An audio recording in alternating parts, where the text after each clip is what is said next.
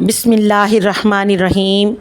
حضرت عبداللہ بن عباس رضی اللہ عنہما بیان کرتے ہیں کہ رسول اللہ صلی اللہ علیہ وآلہ وسلم نماز کے لیے کھڑے ہوئے اور لوگ بھی آپ کے ساتھ کھڑے ہوئے۔ آپ نے اللہ اکبر کہا اور لوگوں نے بھی اللہ اکبر کہا۔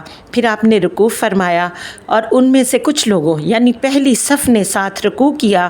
پھر آپ صلی اللہ علیہ وآلہ وسلم نے سجدہ کیا اور انہوں نے بھی سجدہ کیا۔ پھر آپ دوسری رکعت کے لیے کھڑے ہوئے تو جنہوں نے آپ کے ساتھ سجدہ کیا تھا وہ پیچھے ہٹ کر اپنے ساتھیوں کی حفاظت کرنے لگے اور دوسرا گروہ آ گیا یعنی پچھلی صف آگے آ گئی۔